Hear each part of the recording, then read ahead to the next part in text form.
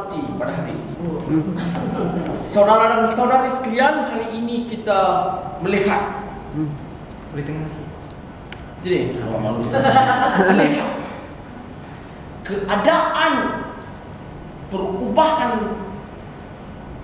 dunia semasa yang memerlukan satu bentuk perubahan. Dan saya lihat di kawasan Kajang yang dikenali sebagai limpahan kekayaan ini tidak maju langsung dalam tempo masa 5 tahun sejak kebelakangan ini. Saudara dan saudari sekalian, saya baru saja habis berkempen di Sungai Chua dan saya mendapati bahwa keadaan longkang, parit, kesemuanya dalam keadaan yang tidak baik. Kita perlu sadar apakah yang telah dilaksanakan oleh wakil rakyat sebelum ini di kawasan ini yang sama sekali gagal memajukan Bandar Kajang. Hari ini saya tidak ingin melemparkan sebarang fitnah, tuduhan atau omongan kosong, kerana buktinya Anda boleh lawat dan lihat. Kalau Anda ingin sampai ke kawasan ini, Anda melalui Kajang dan Anda boleh lihat apakah pembangunan yang wujud di situ.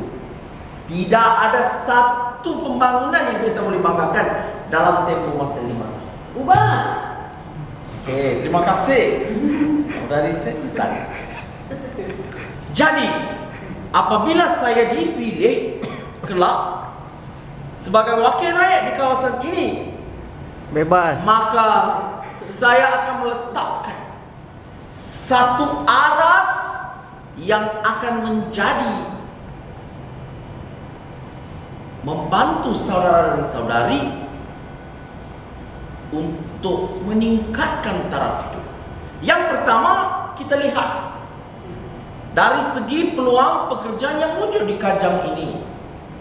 Saya mendapati bahwa graduan dan lepasan universiti tidak menjadikan Kajang ini sebagai sumber tempat mencari kerja.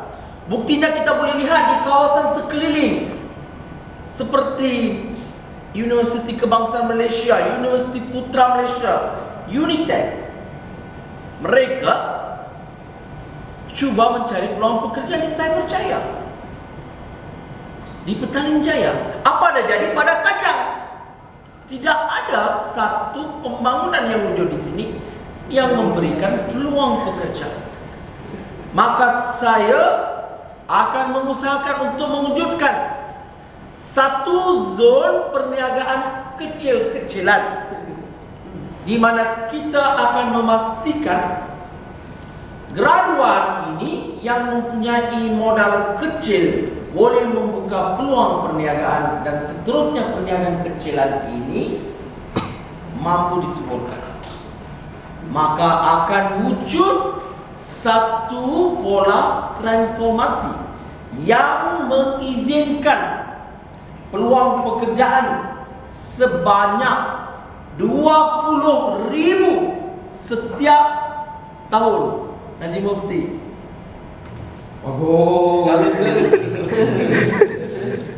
Yang kedua, kita lihat Kajang ini kaya dengan pelbagai jenis keunikan sate Kajang serta tradisional. Kecirian Kajang ini yang telah wujud sebelum Putrajaya, maka ini adalah bandar yang perlu dibangunkan dari segi pelancongan. Sayang 1000 kali sayang, Kajang tinggal sebagai bandar koboi yang tidak langsung dibangunkan. Maka janji saya yang kedua akan cuba dan akan berusaha untuk memastikan Kajang ini lonjak sebagai satu produk pelancongan yang baik. Bagaimana produk pelancongan ini boleh dibangunkan di Kajang? Kita mempunyai kekuatan dari segi cantik Kajang. Pernah tak bila kita pergi ke Kajang, ada orang memakai t-shirt seperti maka kita akan menjadikan Kajang ini satu budaya, maka wujud satu sistem di situ produk pelancongan. Baju Kajang akan dipromosi dengan sate Kajangnya. Wow. Seterusnya, kita akan menambah baik infrastruktur di situ supaya pelancong yang datang bukan saja berkunjung ke Putrajaya, akan juga melancong ke Kajang. Contohnya pelancong Cina yang datang ke Malaysia, kita akan bawa mereka ke situ untuk menikmati hidangan sate Kajang. Mengapakah sebelum ini tidak dipikirkan? Kerana yang memerintah sebelum ini di kawasan ini tidak pernah langsung memikirkan tentang bagaimana memajukan Kajang ini. Yang ketiga, yang perlu kita beri penekanan kepada Kajang ini adalah sebagai pemacu dari segi IT atau dipanggil pemacu teknologi maklumat. Kita sedia maklum bahawa wujud satu bandar, yaitu Bandar Cyberjaya. Bandar Cyberjaya ini memang satu bandar yang telah mempunyai kekuatan dari segi prasarana IT yang kukuh dan sebagainya. Namun kita memerlukan bandar-bandar kecil yang mampu menyokong perusahaan utama di Cyberjaya ini.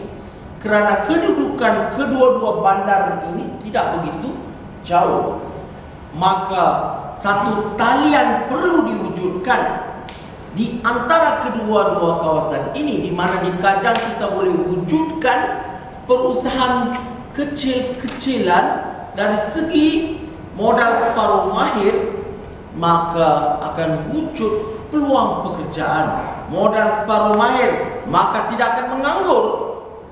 Graduan dari IKBN,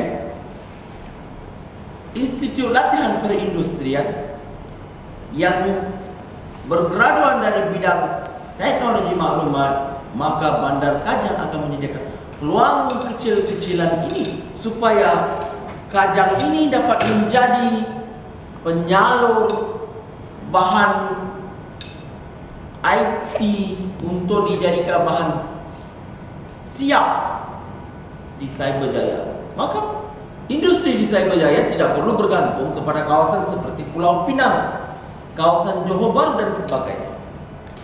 Saya yakin saudara dan saudari bahawa 3 manifesto yang saya telah nyatakan ini akan mengubah nasib anda. Percaya atau tidak, kerana ia adalah reality, tepat, tidak ada omongan kosong, boleh dilaksanakan. Kerana prinsip-prinsip ini bagi satu Dewan Undangan Negeri ini cukup mantap. Yang seterusnya, sekiranya saya terpilih ke Dewan Undangan Negeri Selangor, maka saya akan bergelar sebagai pembangkang.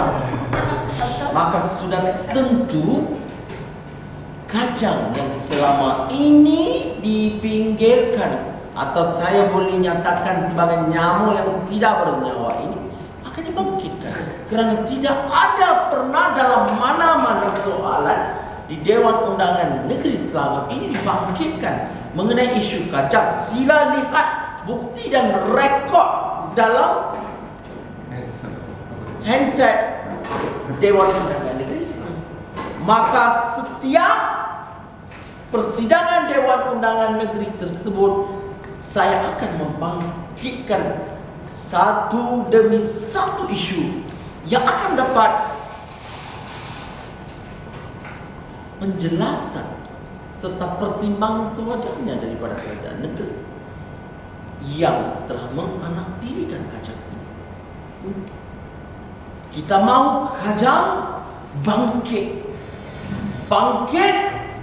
daripada trauma penindasan, di mana kita melihat penindasan yang paling teruk apabila Kajang banjir pada beberapa bulan yang lepas. Adakah anda menyadari keadaan tersebut?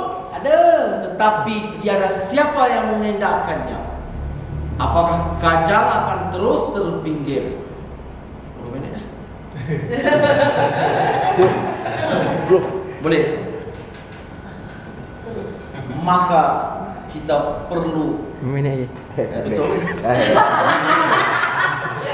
Maka kita perlu hari ini mengubah nasib kita. Adakah kita ingin terus sebegini? Tidak.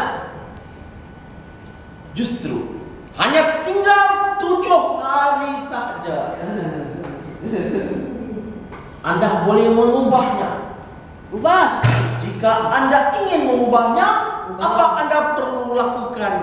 Hanya satu saja. Ya, undi. Pada hari pengundian tersebut, pastikan Anda pangkal pada wajah ini. Bukan wajah ini, di sebelah wajah ini. Karena ini akan memastikan perubahan akan berlaku. Tidak akan ada kes demam denggi yang begitu mendadak di kacang ini. Adakah Anda ingin terus merana? Jawabannya tidak sama sekali. Mari kita ubah. Kerana ahli Dewan Undangan Negeri sebelum ini, saya fikirkan beliau tidak harus meletakkan jawatan. Kerana inilah gimmick politik yang begitu menghina demokrasi. Apakah kita ingin pemimpin sebegini? Jawabannya tidak. Tidak. Maka perubahan perlu kita buat. Kita perlu berfikir, tidak perlu ada sentimen tertentu. Kerana kita sebagai penduduk Kajang, Kajang satu Kajang, perlu kita bangkit. Kerana saya akan menjanjikan, saya akan bertugas 7 hari seminggu di Kajang ini. Tidak seperti calon lawan yang mungkin hanya 1 atau 2 hari saja. Maka kita perlu memastikan ini adalah satu proses pendemokrasian yang penting, kerana ia akan menentukan masa depan anak-anak kita. Kita tidak mau Kajang terus terpinggir. Kalau kita pergi ke Jalan Reko, cuba lihat berapa lama jalan tersebut tidak dibaiki. Saudara dan saudari, bukti dan hujat telah saya bentangkan. Apakah Anda masih ingin menyatakan tidak kepada saya? Jika Anda masih ingin menyatakan tidak kepada saya, maka nasib Anda tidak akan berubah 5 tahun yang akan datang. Dan jika Anda menyatakan